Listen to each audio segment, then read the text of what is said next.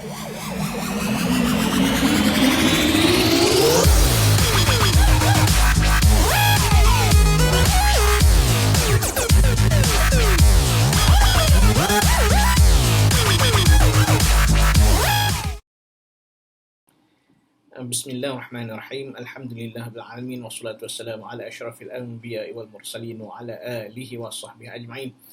Amma ba'd. Assalamualaikum warahmatullahi wabarakatuh. Alhamdulillah, pada kali ini bersama saya Ustaz Muhammad Haikal bin Asy'ari daripada Sekolah SPPI Gopeng, Perak, insya-Allah. Kali ini kita akan berkongsi berkaitan dengan bidang hadis. Topik kita pada kali ini ialah hindari dosa-dosa besar. Baik. Sebelum kita masuk dengan lebih mendalam, kita kena ketahui dahulu apakah objektif pembelajaran kita bagi topik ini. Yang pertamanya kita lihat membaca hadis dan terjemahan hadis dengan betul. Okey. Yang keduanya menyatakan 7 dosa besar yang terkandung dalam hadis berikut. Okey. Yang ketiganya ialah menyatakan maksud, contoh, kesan dan juga dalil bagi 7 dosa besar tersebut. Dan yang terakhir sekali ialah menerangkan apakah yang kita dapat pengajaran daripada hadis yang kita bincangkan ini. Baik, empat objektif ini akan kita pelajari, insya-Allah. Baik, kita lihat pada teks hadis yang berkaitan dengan topik kita pada kali ini ialah berkaitan dengan hindari dosa-dosa besar.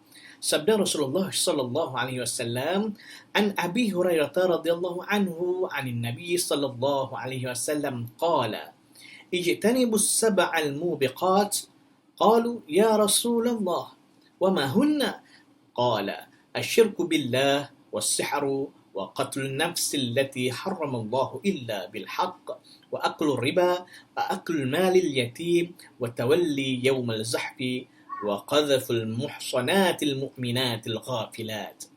Sadaqa Rasulullah sallallahu alaihi wasallam. Hadis muttafaqun alaih. Apakah maksud yang terkandung dalam teks hadis ni, matan hadis ni? Baik, mari kita sama-sama lihat apakah maksudnya. Jauhilah 7 perkara yang merosakkan. Sab'un mubiqat.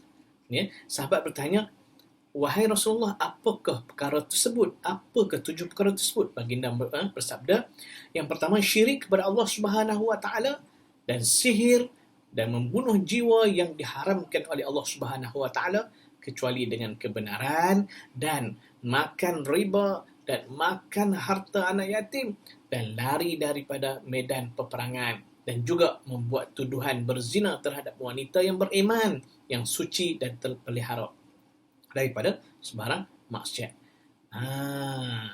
Itu maksud hadis yang kita bacakan tadi.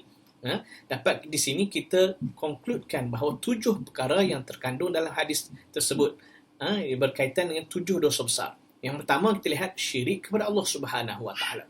Yang keduanya melakukan sihir, yang ketiganya membunuh, yang keempat makan riba, yang kelima makan harta anak yatim, yang keenam lari daripada medan peperangan, dan yang ketujuhnya ialah menuduh perempuan yang beriman dan suci daripada berzina.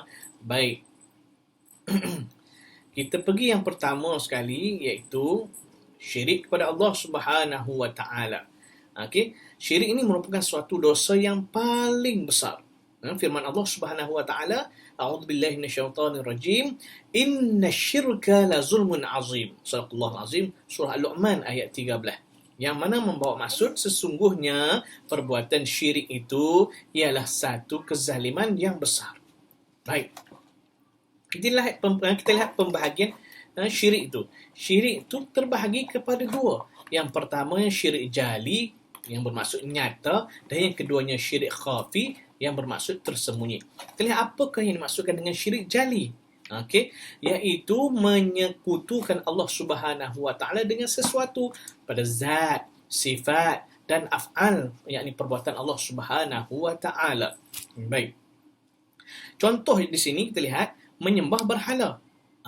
Perbuatan menyembah berhala, iaitu benda yang nyata, kita nampak benda tu. Okey. Yang keduanya meyakini Nabi Isa AS sebagai anak Tuhan. Allah tidak dilahirkan dan Allah tidak melahirkan. Mana mungkin Allah ada anak yang bernama Nabi Isa AS. Baik, yang ketiganya meyakini alam dikuasai oleh selain Allah Subhanahu Wa Taala. Dia percaya, dia beriman ada kuasa lain yang mentadbir alam semesta ini selain daripada Allah Subhanahu Wa Taala. Dia telah menyekutukan Allah Subhanahu Wa Taala. Baik, apa kesannya bila melakukan perkara-perkara berikut? Maka ianya akan merosakkan akidah seseorang itu, maka terbatallah iman dia.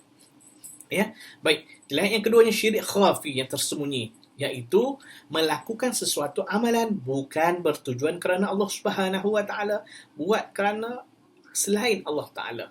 Bukan kerana Allah Taala. Dilihat pada contohnya untuk kita lebih faham. Yang pertamanya, melakukan solat kerana mengharapkan pujian manusia. Riya. Ini termasuk dalam bab riya. Buat kerana mendapat pujian orang, bukan kerana Allah Taala. Baik. Yang kedua, kita lihat lagi, bab ujub, yang mana berasa hebat dengan amalan sendiri. Dia rasa diri dia dah hebat dah, banyak amalan dah. Dia kata orang lain tak boleh menandingi ibadat aku buat. Tu dia, ujub. Dan yang ketiganya, sombong dengan kelebihan duniawi yang dilakukan. Dia takabur. Siapa tak kena aku di kampung ni? Tu dia. Itu contoh-contoh bila mana tiga benda ni ada dalam diri seseorang itu, ataupun salah satu pun jadilah, maka dia ada sifat-sifat syirik khafi dalam diri dia. Allahu Akbar. Apa kesan dia dalam hidup seseorang itu? Merosakkan pahala amalan dia.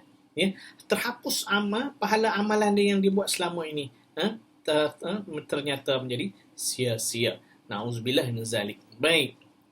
Yang seterusnya, yang kedua, iaitu melakukan sihir.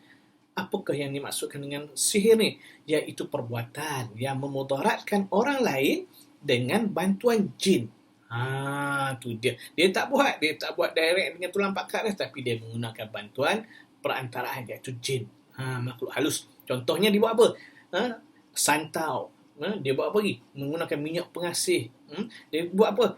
Pukau. Ada lagi. Dia menggunakan pelaris untuk melariskan jualan dia. Baik, dan banyak lagi yang ada di dalam masyarakat kita. Baik, kesannya apa berlaku bila buat perkara-perkara sihir ni? Mengakibatkan kesakitan pada tubuh badan mangsanya. Dendam dengan seseorang itu, dia hantar sihir. Dia buat sihir kepada mangsa dia, sehingga boleh menyebabkan kematian. Dan lagi apa lagi? Mencetuskan pergaduhan di kalangan masyarakat, di kalangan kawan-kawan, jiran-jiran tetangga dan sebagainya, dan memporak-perandakan rumah tangga. Antaranya menggunakan minyak pengasih, suka kepada isteri orang, suka kepada suami orang, nak memisahkan pasangan suami isteri itu, maka menjadi porak-perandalah rumah tangga orang lain. Okey. Dan Allah SWT menjelaskan bahawa amalan sihir ini mengandungi unsur kekufuran. Kufur kepada Allah Subhanahu Wa Taala. Firman Allah Subhanahu Wa Taala dalam surah Al-Baqarah ayat 102. A'udzubillahi minasyaitonir rajim. Walakinna asyayatin kafaru yu'allimuna an-nasa as-sihra. Sadaqallahu azim ila akhir ayat. Tetapi golongan syaitan itulah kafir kerana mereka lah yang mengajar manusia ilmu sihir. Dalam bab sihir ni, dia adalah tak lain dan bukan adalah syaitan. Baik. Ini antara amalan yang boleh kita buat untuk menghindarkan diri kita daripada sihir. Kita kena ada pendinding diri. Antaranya melazimi membaca suratul Fatihah. Yang keduanya membaca ayatul kursi. Dan yang ketiganya membaca suratul Ikhlas. Dan membaca surah Al-Mu'awwizataini.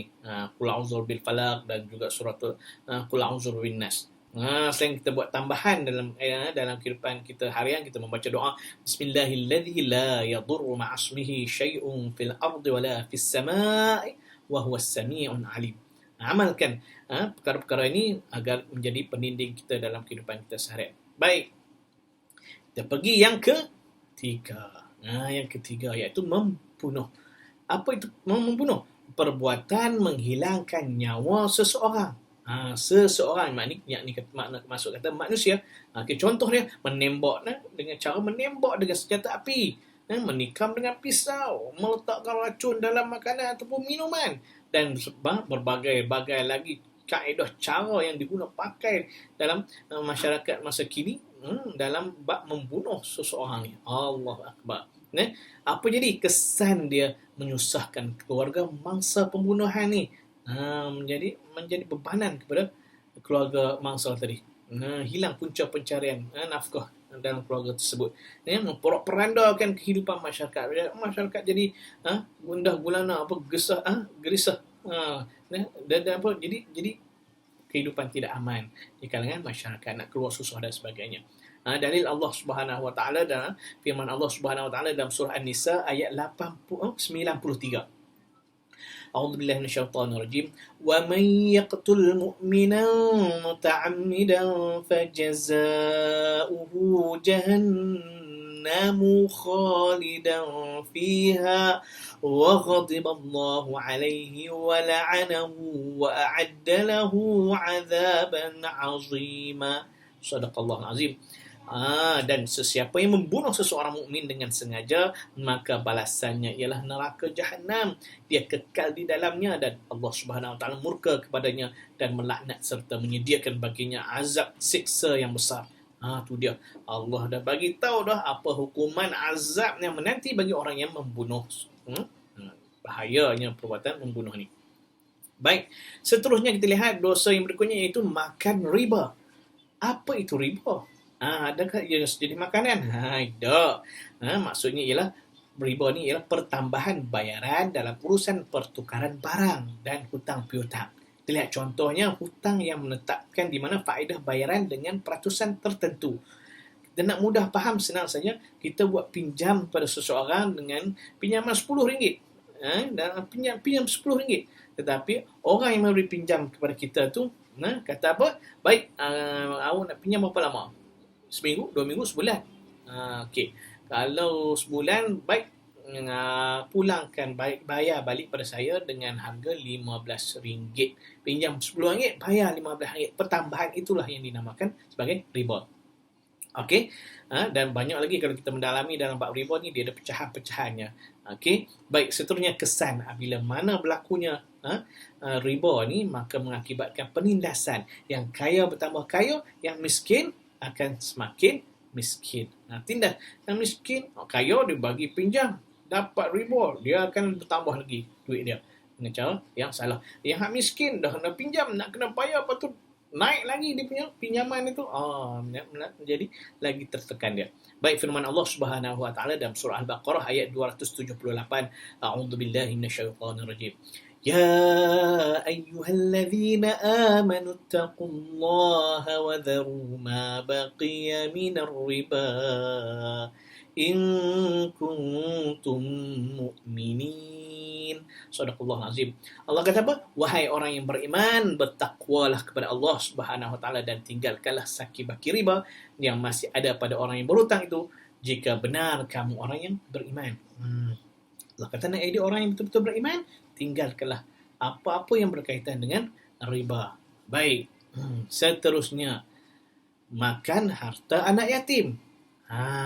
Maksudnya apa? Menggunakan harta anak yatim dengan cara yang tidak dibenarkan oleh syarak. Contohnya kita lihat, membelanjakannya untuk kegunaan peribadi. Guna duit anak yatim untuk kegunaan diri dia. Dia sebagai penjaga saja. Dia guna untuk kegunaan peribadi dia, bukan untuk anak yatim tadi. Ataupun pemegang amanah secara berlebih-lebihan. Diguna secara berlebih-lebihan. Dia tidak menggunakan dengan berhemah. Tidak. Dan menyalahgunakan harta anak yatim tadi. Harta anak yatim bukan sahaja dalam bentuk wang ringgit, tapi harta bendanya dan disalahgunakan untuk kepentingan lain, bukan untuk anak yatim tadi. Maka firman Allah Subhanahu wa taala dalam surah An-Nisa ayat 10. أعوذ بالله من الشيطان الرجيم إن الذين يأكلون أموال اليتامى ظلما إنما يأكلون في بطونهم نارا وسيصلون سعيرا. صدق الله العظيم. Allah kata apa? Sesungguhnya orang yang memakan harta anak yatim secara zalim, sebenarnya mereka itu hanyalah menelan api ke dalam perut mereka, dan mereka pula akan masuk ke dalam api neraka yang menyala-nyala. Itu dia Allah berikan azab yang pedih kepada orang yang menyalahgunakan ataupun orang yang makan harta anak yatim ni. Kesannya apa? Mengakibatkan berlakunya penindasan dan menjejaskan hubungan kekeluargaan. Baik. Seterusnya kita lihat lari dari medan peperangan. Apa yang dikatakan dengan lari daripada medan peperangan? Berundur ke? Tak. meninggalkan medan peperangan menghadapi musuh. Tengah perang ni tiba-tiba lari daripada medan perang. Tu dia. Melarikan diri, contohnya melarikan diri daripada pasukan yang sedang bertempur menghadapi serangan musuh. Ataupun negara dalam berdepan dengan peperangan, dia enggan mempertahankan negara apabila diarahkan. Malah dia melarikan diri. Kesannya apa? Keselamatan umat Islam dan negara akan terancam. Lalu negara terdedah kepada penjajahan dan campur tangan asing. Okey, firman Allah Subhanahu wa taala dalam surah Al-Anfal ayat 15. A'udzu billahi minasyaitonir rajim. Ya ayyuhalladzina amanu idza laqitumul ladzina kafaru zahfan fala tuwalluhumul adbar. Sadaqallahul azim. Wahai orang yang beriman, apabila bertemu dengan orang kafir yang memerangi kamu, maka janganlah kamu berundur. Allah kata jangan berundur, terus berjuang jihad fi sabilillah. Baik. Dan yang ketujuhnya ialah menuduh perempuan yang beriman dan suci berzina. Okey, menuduh wanita Islam yang baik melakukan perzinaan tanpa membawa saksi, main lepas cakap, main tuduh orang dia. Okey, maka percakapan atau pertuduhan yang jelas seperti dia panggil apa? Kamu telah berzina, ataupun dia panggil seseorang itu, perempuan itu dengan wahai penzina. Okey, yang mana kesannya cukup dalam, cukup mendalam kepada mangsa. Okey, akan menjatuhkan maruah beliau dan juga mencetuskan perbalahan di kalangan masyarakat. That's why dalam Islam hukuman terhadap orang yang melakukan qazaf ini ialah 80 sebatan, menunjukkan berat perbuatan tersebut di dalam Islam ni. Okey, dalil firman Allah Subhanahu wa taala, a'udzubillahi minasyaitonir rajim. Innal ladzina yarmunal muhsanatil ghafilatil mu'minatil lu'inu fid dunya wal akhirah wa lahum 'adzabun 'azim. Sadaqallahul azim, surah An-Nur ayat 23. Yang bermaksud sesungguhnya orang yang menuduh perempuan yang terpelihara kehormatannya, yang tidak terlintas memikirkan sebarang kejahatan lagi yang beriman, akan dilaknat oleh Allah Subhanahu wa taala di dunia dan di akhirat. Mereka pula akan beroleh azab siksa yang besar. Ancaman-ancaman yang Allah berikan kepada orang yang melakukan qazaf ini. Baik, demikianlah 7 dosa besar yang terkandung dalam hadis yang kita bacakan tadi. Baik, pengajaran hadis yang dapat kita ambil daripada hadis tersebut ialah kita hendaklah sentiasa memelihara diri daripada perbuatan syirik, kerana syirik boleh merosakkan akidah, dan kita hendaklah menghindarkan diri daripada perbuatan membunuh, kerana membunuh itu juga melanggar hak asasi manusia. Baik, itu sahaja perkongsian yang dapat Ustaz kongsikan bersama anak-anak sekalian. Jadi setakat itu dahulu, kita jumpa di sesi yang lain insya-Allah. Aku qauli hadza wa astaghfirullah li wa lakum. Assalamualaikum warahmatullahi wabarakatuh.